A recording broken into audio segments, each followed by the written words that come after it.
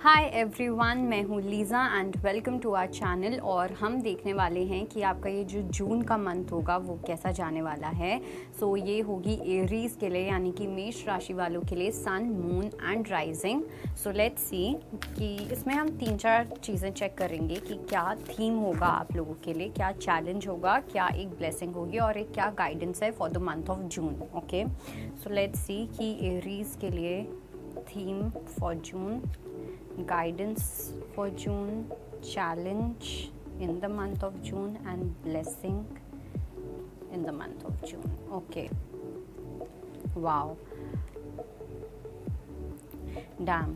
All right, so मेष राशि वालों को सबसे पहली चीज़ तो ये कि आपको एकदम अनएक्सपेक्टेड चीज़ों के लिए रेडी होना है। अब वो अपॉर्चुनिटीज़ के फॉर्म में आ सकती हैं। मतलब ऐसा होगा कि आपका ध्यान कहीं और है, आप अपनी नॉर्मल लाइफ जी रहे हो और ये सब चीज़ें कर रहे हो और एकदम से आपकी लाइफ में कुछ और हो जाएगा। ओके, और कुछ बहुत ही ह्यूज लेवल पे होता हुआ दिख रहा है। जैसे फॉर एग्जांपल आप कंटेंट क्रिएशन में हो, ठीक है, यू विल सी कि आप एकदम से बहुत फेमस हो गए हो। या फिर कुछ लोगों के लिए आपका ध्यान बिल्कुल भी रिलेशनशिप्स पे है ही नहीं, तो एकदम से आपके लिए कोई बहुत ही अमेजिंग रिश्ता आ सकता है, आपको कोई पार्टनर मिल सकता है। मतलब इस तरीके से ये एक एग्जाम्पल है। तो सेरेंडिपिटी का कार्ड बहुत ज़्यादा है, विच मीन्स कि सडन चेंजेस आना आपकी लाइफ में, कुछ अनएक्सपेक्टेडली कुछ हो जाना। मिरेकल्स की एनर्जी जो है वो बहुत ज़्यादा स्ट्रॉन्ग है।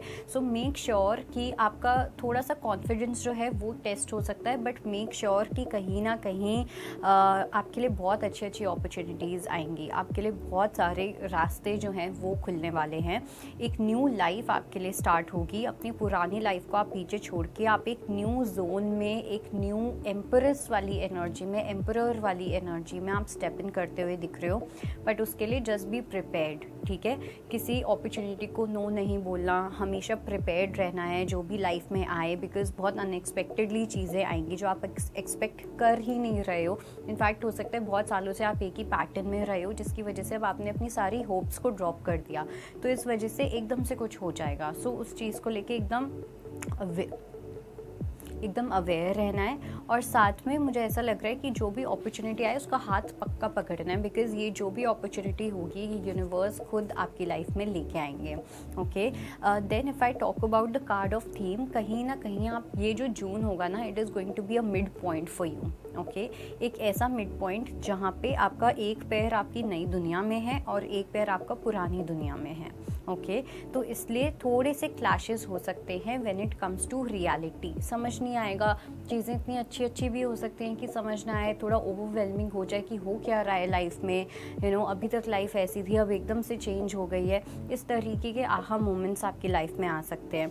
एंड ये इसलिए भी हो रहा है क्योंकि अब आपकी पर्सनैलिटी भी चेंज होगी। आप एज अ पर्सन बहुत ज़्यादा चेंज होने वाले हो। पहले अगर आप आपके अंदर कहीं ना कहीं कॉन्फिडेंस इश्यूज थे, या फिर आप अपने आप पे ही आपको इतना भरोसा नहीं था, अपने काम पे, अपने पैशन पे आपको इतना कॉन्फिडेंस नहीं था, इतना फेथ नहीं था, तो वो आपका जो फेथ है वो स्ट्रॉन्ग होता हुआ दिख रहा है। So when you will come out, जब आप एक पुरानी साइकिल से बाहर आओगे, आप एक राजा या एक रानी वाली एनर्जी लेके बाहर निकलोगे। सो बहुत ही ज़्यादा क्वीन वाली एनर्जी है, बहुत ज़्यादा किंग वाली एनर्जी है। अपनी पावर को ओन करना, ठीक है, अपनी पावर को क्लेम करना, वो वाली एनर्जी मुझे बहुत ज़्यादा यहाँ पे स्ट्रांगली दिखाई दे रही है। And if I talk about कि आपके लिए क्या चैलेंज होगा, वो चैलेंज यही होगा कि आप अपनी न्यू लाइफ को वेलकम करते हो या नहीं करते हो। ओके, आपके पास 2 चॉइसेस होंगी, जहाँ पे एक बहुत स्ट्रॉन्ग चॉइस आपका दिल आपको बोलेगा कि मुझे ये करना है, बट आपका कंफर्ट जोन आपको बोलेगा नहीं, तुम में कॉन्फिडेंस नहीं है तो ये मत करो। Okay, that kind of energy will be there. तो इसलिए अपनी न्यू लाइफ को लेके एकदम ओपन रहना है, और यही आपके लिए सबसे बड़ा चैलेंज होगा। अगर आपने ये चैलेंज क्रॉस कर लिया, अगर आपने ये चैलेंज पास कर लिया, आप अपनी लाइफ में कुछ भी कर सकते हो, honestly speaking. Okay, so June will decide, ये जो जून का मंथ होगा ये डिसाइड करेगा कि आप कितने ज़्यादा रेडी हो अपनी न्यू लाइफ के लिए, न्यू चेंजेस के लिए, पॉजिटिव चेंजेस के लिए, और कितने ज़्यादा रेडी नहीं हो। Okay, that is there. Then if I talk about your blessing की क्या ब्लेसिंग है, सो यहाँ पे आया है चॉप वुड। ब्लेसिंग में आई वुड से कि कुछ लोग आपकी लाइफ से दूर हटने वाले हैं, ठीक है, या कुछ ऐसी नेगेटिव एनर्जीज़ हैं, कुछ ऐसे नेगेटिव पैटर्न्स हैं जो आपकी लाइफ से ख़त्म होने वाले वाले हैं। तो उस चीज़ को लेके जस्ट मेक श्योर कि, और ये ना कुछ ऐसी चीज़ें होंगी, ये थोड़े ऐसे लोग हैं जो बहुत ज़्यादा थोड़े से सड़े हुए रहते हैं, ठीक है। और आप में से कुछ लोगों के लिए आपकी खुद की एनर्जी भी हो सकती है, आप बहुत ज़्यादा जल्दी अगर ट्रिगर हो जाते हो, आप बहुत ज़्यादा जल्दी, आपको टेम्परामेंट इश्यूज़ हो जाते हैं, मूड स्विंग्स होते रहते हैं, हम चिड़चिड़ापन और ये सब चीज़ें। सो ये एनर्जी जो है ये यूनिवर्स ख़त्म करने वाले हैं आपके अंदर से। तो आप देखोगे आपका खुद का एक न्यू बर्थ होगा, आप और ज़्यादा हम्बल होते हुए दिख रहे हो, आप और ज़्यादा ग्राउंडेड हो गए, आप और ज़्यादा सेंटर्ड हो गए, आप लोगों के टूवर्ड्स और ज़्यादा काइंड हो गए।